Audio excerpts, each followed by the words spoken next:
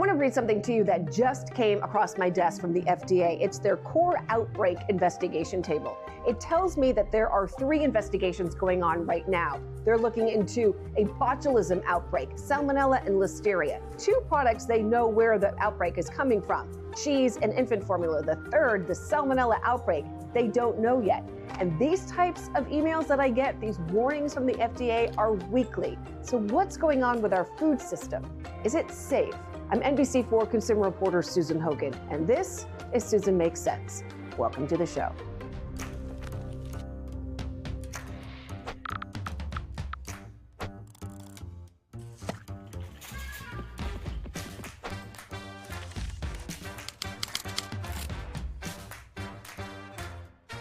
Susan Makes Sense on NBC4 is brought to you by Chase. Welcome in. We have a jam-packed show for you today, and I am so glad you're here because what we are talking about today impacts both of us every single day. It's our food, it's what we drink, and it's what we feed our families. I'm talking about food safety. I don't know if you've noticed as much as I've noticed, but every time I'm scrolling, there are food recalls all the time. It seems like every single day. And it makes me wonder and makes me question, like, is our food safe? Because I hear it from so many of you. There have been 600 recalls, food recalls, just in the last 2 years. That's insane. We're talking everything from potato chips with possible salmonella to frozen foods, ready-to-eat meals with listeria concerns, even pieces of plastic found inside of our food. And these are not just random recalls, you guys. This is food that is in our refrigerator, it's in our freezer, it's in our pantry. So we are talking to 2 people today who are, both of them are actually food safety experts, but one of them actually has a story that is so heartbreaking. You're going to hear from this mom. Her son, when he was just 2 years old, died from E. coli after eating a hamburger. I mean, think about that as a parent. Your worst nightmare. You feed your kids something and then they die because the food was bad. Gosh, well, she took her pain from that and has really just kind of made this her passion to make sure that it doesn't happen to you or me and to our family. And you're also going to hear from a gentleman who has been really behind the scenes working with the FDA. He was the Deputy Commissioner for Food Policy there in response. And he's the guy who's worked on outbreaks and recalls. And before that, he was actually in food safety leadership roles at major companies. I'm talking Walmart and also Walt Disney. So you're going to hear from him later on too. But I honestly just want to start with Barbara Kowalcyk, who is joining me now. And Barbara, it is so nice to see you and to talk to you. I think as a mom myself with children, your story just pains me. And I would like for you, if you don't mind, just taking a moment to tell us about Kevin. And when you think about your little boy, what is it that brings a smile to your face? For having me come on and talk about this really important public health issue that impacts, as you said, everybody every day. My son, Kevin, was 2.5 years old in 2001.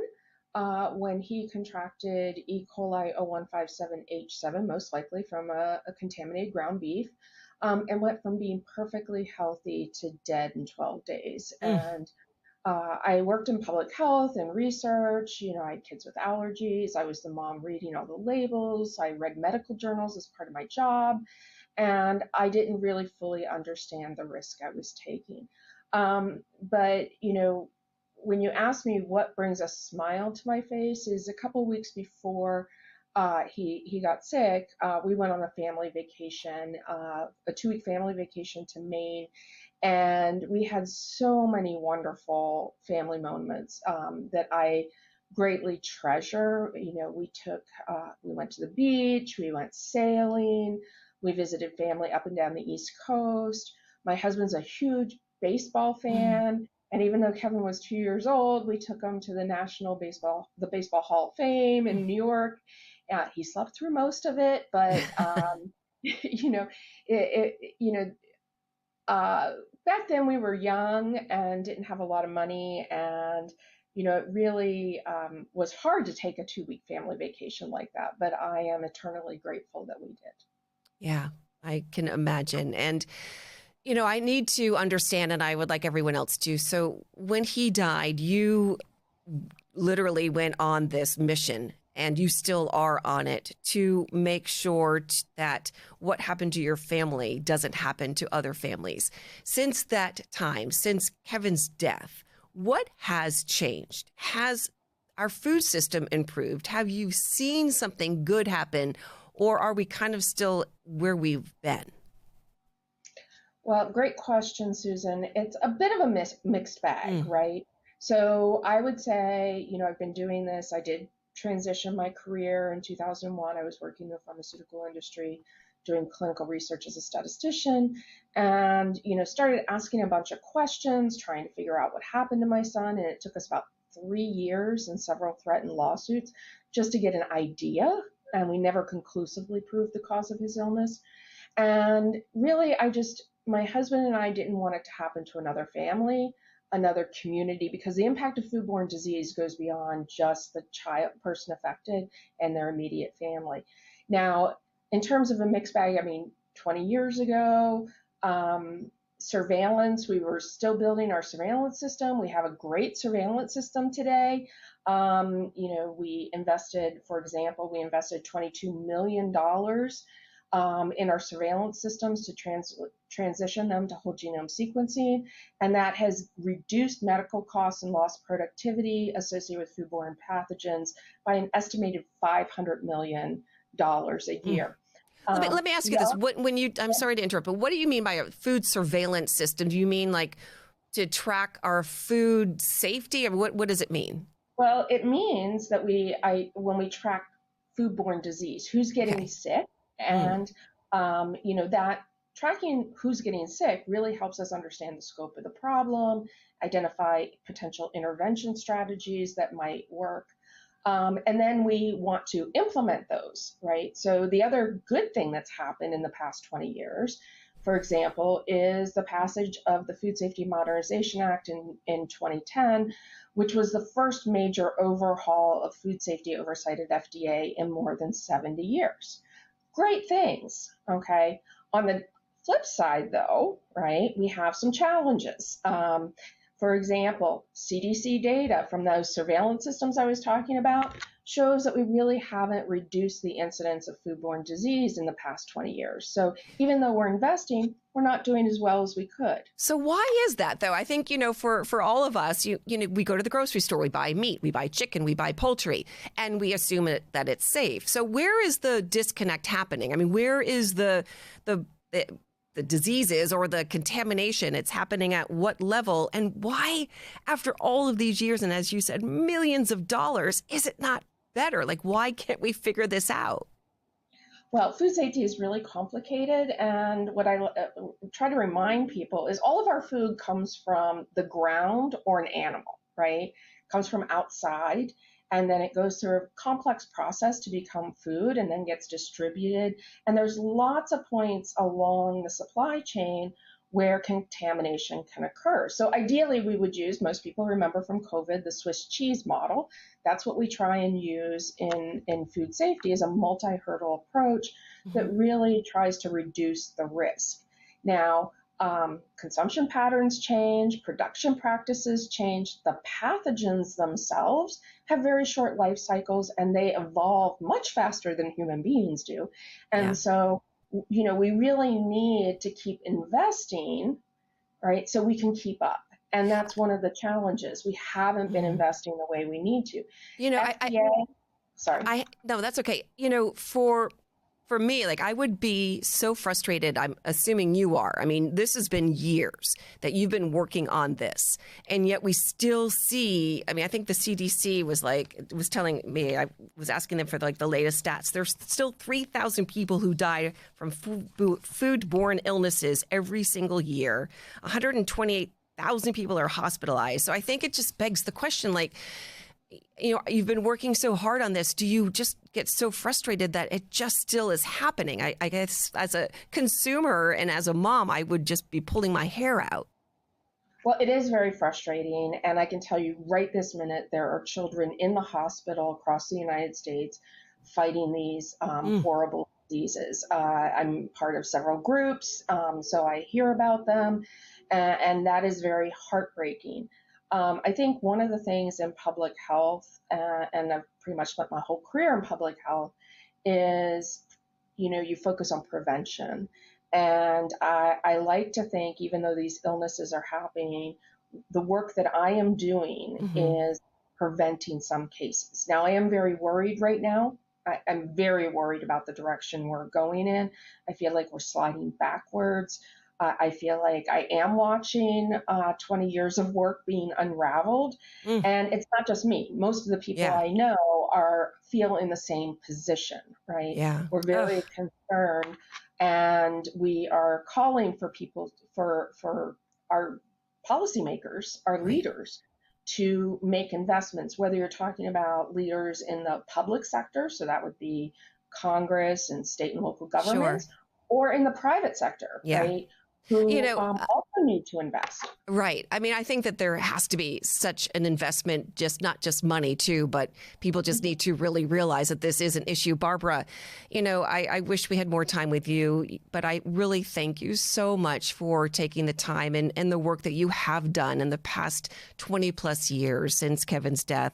Thank you so much. From one mom to another. My heart breaks for you, but I also am so impressed. And at least I know that someone like you is fighting for the rest of us. And for that, I thank you so much.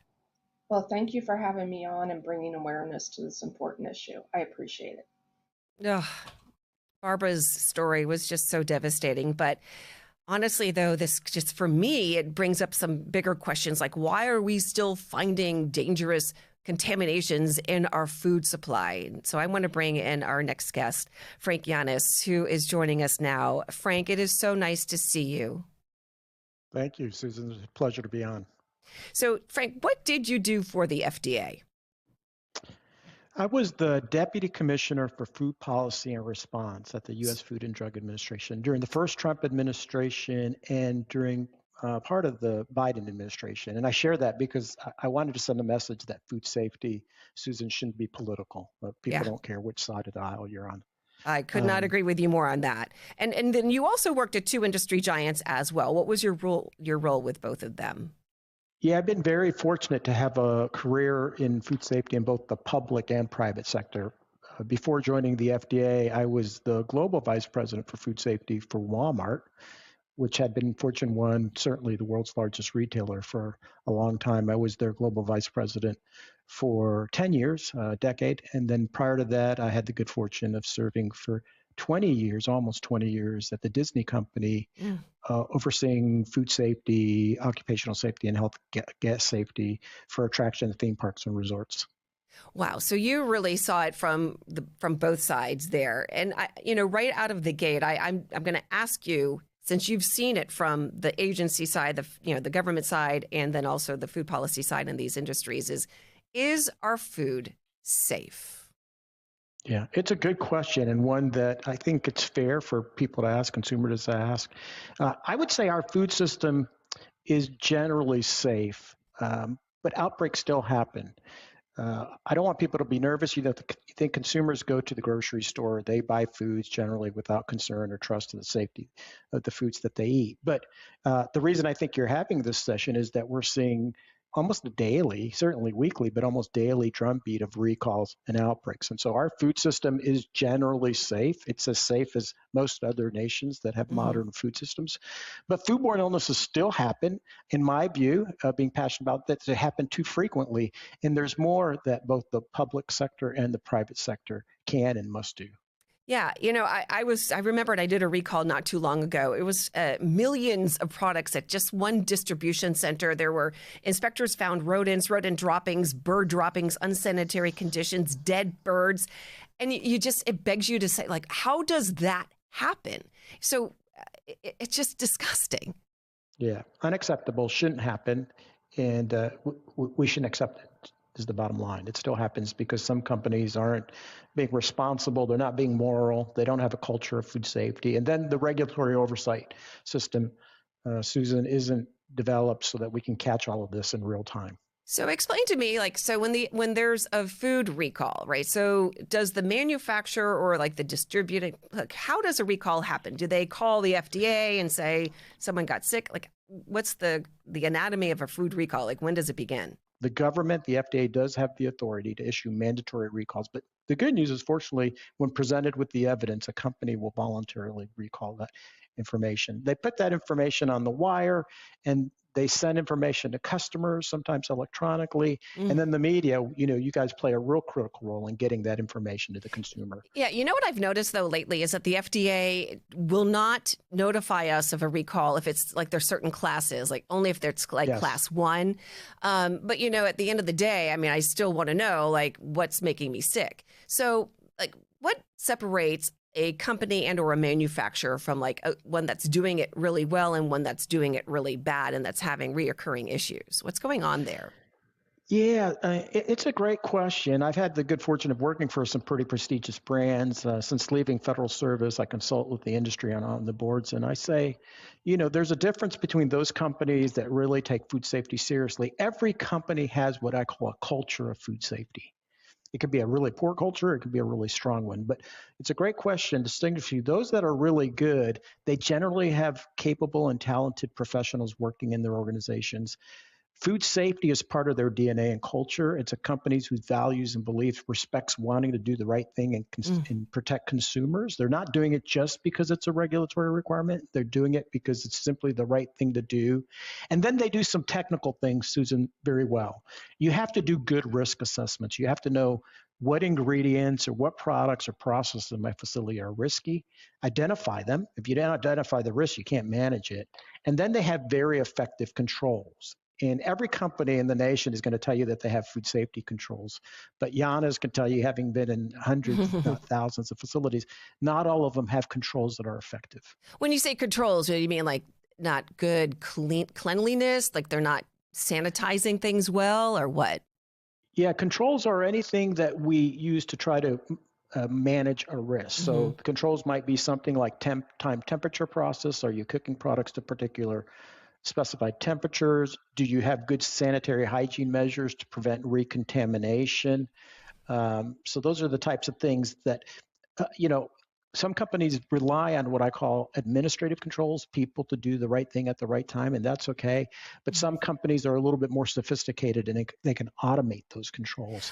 Like to me, my biggest thing as a person who does the grocery shopping for my family, like I don't assume when I'm buying chicken or ground beef or eggs or whatever it may be that it's contaminated. But like how, like when you hear these recalls and you hear that there's been E. coli or Salmonella or whatever, how does that happen? Like where does that happen from someone who's contaminating the food at the processing plant? Like, is it from like bird poop? Is it like, where does it come from and how does it get to my hamburger or to my table? Yeah. It can vary depending on the food. What we call the source of contamination and the route of contamination can differ depending on food. So certainly if you're eating an animal byproduct, such as, raw meat, you're buying it to cook, or raw poultry, oftentimes the sources of that contamination is the intestinal tract of the animal itself. Not always, but generally, so it's the intestinal tract.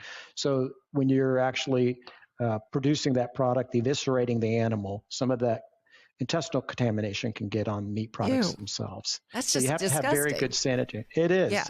Other products, for example, you think about fresh fruits and vegetables. Now, let me be clear. I want Americans to eat more fresh fruits and vegetables. They're part of a very healthy diet. But occasionally they're implicated in outbreaks. You've heard of outbreaks associated with fruits and vegetables.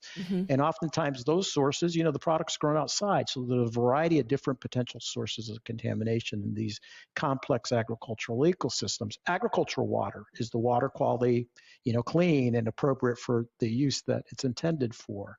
There can be animal intrusion. There can be ill workers that could contaminate. So the contamination sources vary, but what we need companies to do is to be aware of all of the different ways in which a food might become contaminated and put plans in place to prevent it. And are they not? And then if they're not, is the FDA not doing its job on inspecting them, or there are just not enough inspectors to go around, or all of the above? Yeah, it's a great question. Two things I'd say to that. First of all, let's be clear. I want your listeners to know the primary responsibility for food safety is the industry itself. So the producer of that food has the primary responsibility. It's an ethical responsibility. It's a legal requirement. So if they're producing contaminated food, that's a failure on the company's part. Having stated that, we do need the regulatory system. I've been part of it to provide a level of oversight. And there's opportunities there. Companies have to do better, but I think the government has to do better too. What does the government have? Then what should they do? What does that mean? The government needs to do better. What does that look like? I think we need to modernize a lot of our food safety regulations and the way we enforce them. You might have heard of a rule called the Food Safety Modernization Act, which was passed in 2011, signed into law by President Obama. It was the most sweeping reform to our nation's food law in over a decade, or no, not over a decade, over 100 years. And despite the passage of this very progressive, modernized food safety regulation in 2011, the numbers of foodborne illness, the number of Americans becoming ill per 100,000 population hasn't changed. So that's a sign, Susan, that the regulation hasn't had the intended outcome or consequence. We just don't want activities. We just want our rules. We want rules and activities that will reduce the burden of illness. So I think there needs to be stronger oversight. I think there needs to be more targeted rules. And I do think we have to leverage new and emerging technologies. The government is still working using outdated models. Which is just crazy to me that it's, in 2026, we have outdated models. I mean, and this has been going on. I mean, with Kevin, his death was back in 2001, and we're still seeing so many deaths. The CDC, as I said, 3,000 deaths a year, and most of those aren't even reported. So it feels like it's frustrating as a consumer that in America we're still seeing this gross food coming to our table, and it's putting us all at risk. And what do we do? Like, honestly, I always like to make sure that our viewers who are watching this walk away with feeling like either they're armed with some good information that they could, to make sure that their family is safe, and then like a call to action. Like, what can we tell them that gives them hope? Yeah, for the consumers, I mean, let me just come back. Kevin's story is tragic, and to your point, there's still too many stories like that. And this year alone, we've seen some tragic cases. Infant botulism, for example, infants becoming sick. Right, that was from exactly. That's unacceptable. Crazy. Unacceptable. We can do better. Yeah. But I love your call to action. These things should be to inform people to say, what should we do? So I would say to the average person listening, know that your food system is generally safe, and it's as safe as any other nation's food. It's not 100% safe.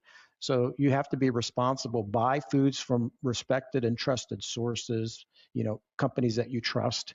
I'm not the type that will buy something on a roadside stand, for example. Same. I would say inspect your products when you get them home. Okay. Make sure you understand safe food handling instructions in the home itself. We have generations, Susan, that are far removed from agriculture and food production. And, we don't teach these things in school anymore. So arm yourself with the facts. You should have a thermometer, so you check cooking temperatures at home. You make sure that if you have raw poultry, for example, you don't wash the bird in the sink, because that actually spreads contamination. Exactly. Wash your fruits and vegetables. So some basic good practices. It's not the consumer's responsibility. It's the producer's responsibility. Correct. But there's some due diligence you could do at home. And then Absolutely. I would say pay attention to the recall notices, because there's a lot of recalls, and you might have one of those contaminated products on your shelf. Yep. And it's really hard to receive the information. We're not really good at reaching consumers, because we need recall modernization. Then I would say demand from your politicians and leaders, political leaders, that we should be doing more. there's I agree. more that we can do. Frank, there's so much more to talk about, and I cannot thank you enough for taking this time with me. I am obsessed with food and food safety, as you can imagine, but thank you very much for joining us. I do appreciate it, and especially now that we are heading into the summer months, this is really one of those things, especially when you're grilling, make sure you read the thermometers and you're making sure that you're doing it right. Thank you so much for joining us, and I'll see you next time.